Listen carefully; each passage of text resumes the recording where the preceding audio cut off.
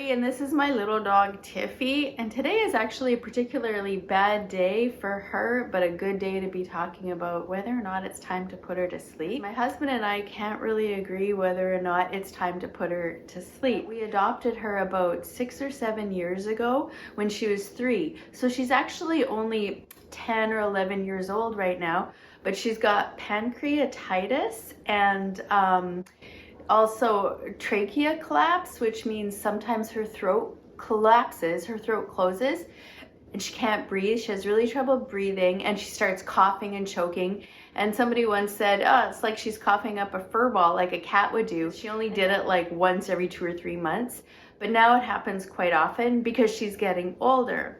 And the vet said it's normal for little dogs to have trachea collapse, and pancreatitis is just something that happens. All these health issues are more or less normal as the dog ages.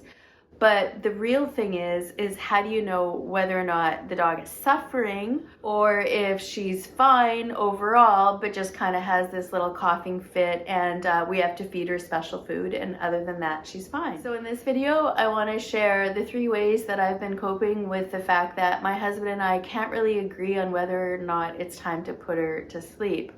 Up till now, we haven't been able to agree. I've been on the side of, yeah, I think we should put her down because I think putting her to sleep earlier rather than later is better. Whereas he's more on the side of, let's wait for the vet to determine whether or not she's actually really, really sick and really, really gonna die. And let's let the vet kind of make the decision for us. So this is something we've been struggling with. So these are 3 things that I've been doing to try and cope with the disagreement, which has been not a huge fight or anything, but it's just a chronic disagreement that we have not been able to solve for about maybe almost a year now. So the first thing that we did was take Tiffy to the vet several times to kind of get her opinion about what she thinks we should do and if it is time to let her go. And with the pancreatitis, when we have her on the special food, she's fine, except it's not as good today. And with the trachea collapse, every once in a while she can't breathe, but she's fine overall. So she's not really suffering. And that's the first thing and most important thing to remember is if your dog is suffering, then regardless if you and your family disagree or not, the dog's health and quality of life is the most important thing. The problem is, of course, that it's really hard to determine, is the dog suffering or is she just sort of, like she still eats, she still sleeps. I'm talking about Tiffy. When we go outside, she'll run and bark at other dogs. And when someone comes to the door, she's all a bundle of excitement. But overall, she's kind of like this, just sort of tired and sleeping and low energy. Does that mean she's suffering? I don't know. So when you're talking about it with your family, should we put our dog down? It's important to go together to the vet because that's something that Bruce and I did do. We went to the vet together so that we could hear what the vet says with both of our ears and see with both of our eyes instead of just one of us bringing home the news, you know what, this is what the vet said and that sort of thing. So when you're struggling as a family about whether or not to put your dog down, really encourage you to try and go as a family together to the vet and talk it through and get that opinion. I think the really good vets, unless the dog is absolutely dying, I think the really good vets say that you have to make this decision yourself. Because a vet once told me, I only see your dog once a year or once every couple of years whenever you bring the dog in. You see your dog every day. You know your dog's habits, energy levels, amount of feeding, how much it plays, how much he sleeps. So you know your dog better than the vet. So you can't really rely on your vet to tell you whether or not it's time to put your dog down, unless of course the test results came back and the cancer's really bad or the pancreatitis is going to kill her, that sort of thing. So it really is a decision that most people have to make and bring to the vet instead of expecting the vet to come to them. And what's really important is to put the dog's quality of life or suffering above your own. And I know we can't really know how much pain a dog is in or what they're feeling like, but sometimes if you compare the way the dog was a month ago or 10 years ago or 5 years ago to the way the dog is now, you know that it's just not doing well. And what's holding you back from putting your dog down is your own pain and grief and not wanting to be in your life or your home without your dog. This is something that I've seen over and over in my blog posts. I've written several blog posts on how to know whether it's time to put your dog to sleep. And so many people say, I just can't do it. Thousands and thousands of comments. I can't do it. I can't live without my dog. I don't want to put my dog to sleep. So when you're thinking about the quality of life of your dog and talking to your vet about it and talking to your family, just try to put the dog's quality of life ahead or above your own grief and pain at saying goodbye. And along with this, if you really believe your dog is sort of suffering, which I kind of believe Tiffy is suffering, I feel her suffering, but like your spouse, my husband, doesn't see the same amount of suffering, then I don't know what to say with that, because it is hard. It's really hard. And I actually agree with him in the sense that I don't think, except for today, is particularly bad. But generally, she's not really walking around suffering. I agree. But I'm also terrified that what's going to happen is her trachea is going to collapse in front of me and she's going to die in front of me. Or she has to eat really slow now because her trachea is so small.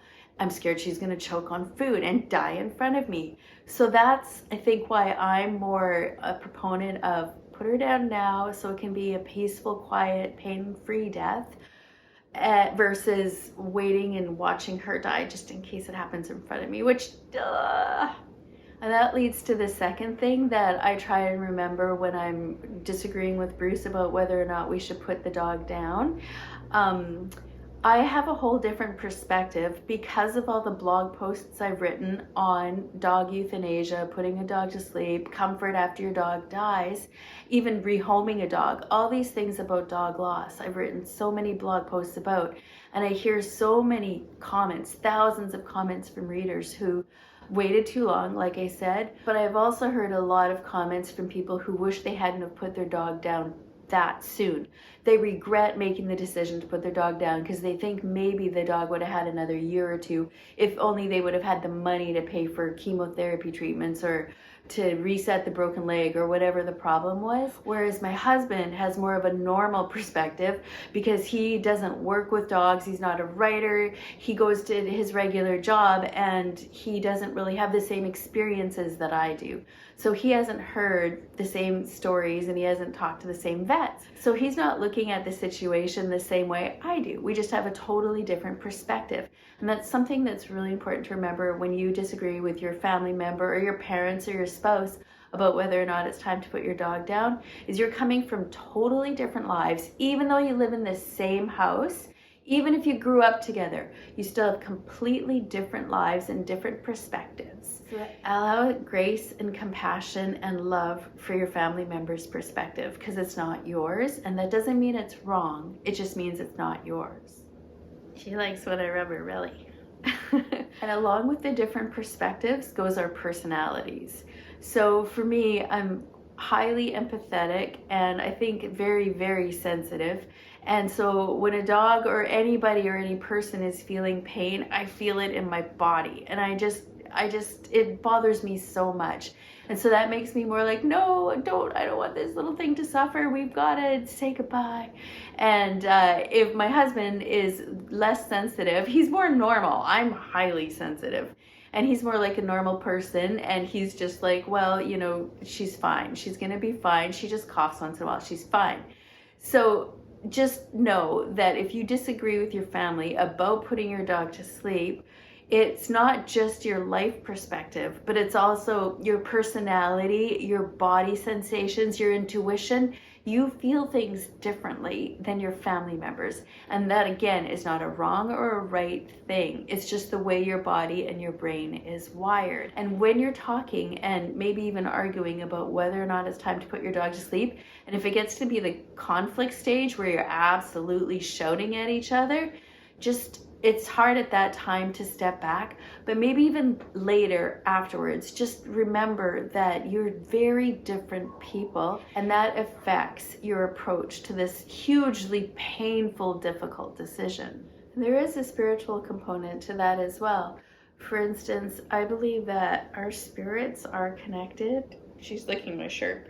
And that death of the body can't separate the experiences that we've had and the experiences that we're going to continue to have after her body passes.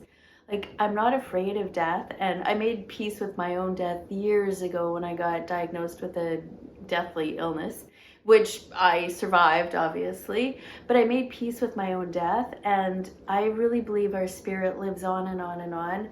And so I just feel like the body form is one thing, but the spirit is more important. The soul is going to echo forever, and she and I are going to be forever united.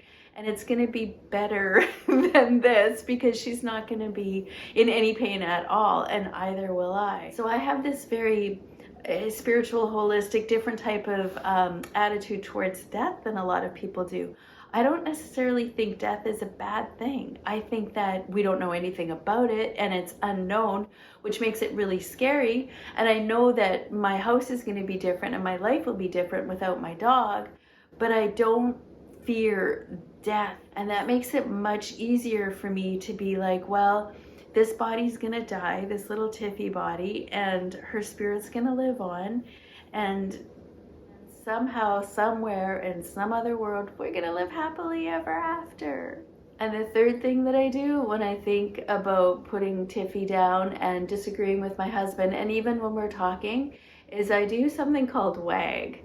And it's actually my approach to a lot of things in life right now, and I'm still learning it. I'm teaching myself it. And WAG stands for witness, accept, witness, and oh boy. Witness, accept, and gratitude. WAG. And so for me, the witness is when something scary or bad, or even actually anything is happening, I just drop into presence and just sort of witness it and be present with the moment. Not, is this good or is this bad? Is this scary, not scary? Is her breath horrible, worse today, or is it not so bad today? Just not the duality of good and bad, right or wrong, but just more being present with the moment and allowing however things are to unfold. And this is actually good, not just when you're in a disagreement with your family about whether or not you should put your dog to sleep, but also say when you're in traffic or standing in line, whenever you're irritated for whatever reason, just to be present, just to drop away from the feeling about it and your thoughts and emotions, sort of drop down into deep yourself and be there. WAG, witness. The second is accept. And so I'm really learning how to just accept that people are not always going to agree with me. People are going to cough in my face, or dogs. This is the trachea collapse. And then she's fine. So then you just accept. You brush away the bad breathy stuff that comes out, and that's it. You just accept it. And I found that's really, really helpful in when I talk to Bruce about whether or not we should put Tiffy down, is just to accept this is what he says and this is what he thinks. This is what the vet says. Doesn't mean I can't act. It doesn't mean I can't share what I think or make a decision. It just means that I am more peaceful and calm, and then I am able to share what I think and do it from a place of deep presence and WAG, gratitude. I am so grateful for the 6 or 7 years, it could be 8, that we've had with Tiffy. I'm so grateful for my husband that he's been with me through this and that we get to experience this together. I am so grateful for everything. That's the G in WAG. Even if you're driving in traffic and you're stuck, I'm so grateful that I've got a car, and I could be stuck I've been stuck in a lot worse places than driving in traffic.